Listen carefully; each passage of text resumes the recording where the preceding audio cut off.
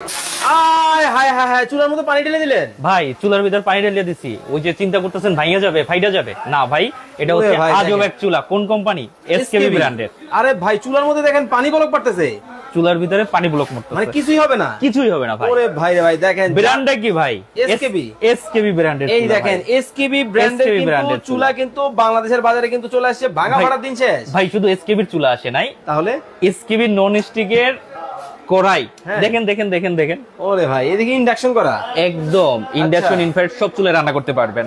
তারপর হচ্ছে আপনার এসকেবির ফ্রাই প্যান, নন স্টিকের এসকেবির সব প্রোডাক্ট চলে আসছে। আজকে যে ব্র্যান্ডগুলো দেখাবো পুরোটা হচ্ছে এসকেবি ব্র্যান্ড প্লাস হচ্ছে কিয়াম ব্র্যান্ড। আচ্ছা, তো দর্শক লাইভে কে কোথা থেকে আমাদের সাথে জয়েন হয়ে গেছেন একটু কমেন্টস করে জানাবেন। চমৎকার একটা চুলা কিন্তু বাংলাদেশের বাজারে চলেছে ভাই, এটা তো কারেন্টে চলে ভাই, কারেন্টে চলে, সারা মাস রান্না করবে, সারা মাস রান্না করবে। মাত্র মাত্র বিদ্যুৎ বিল কত আসবে? মাত্র 200 টাকা, অনলি 200 টাকা। দেখেন, মানে সারা মাস মাত্র 200 টাকায় কিন্তু বিদ্যুৎ বিলে রান্না করতে পারবেন।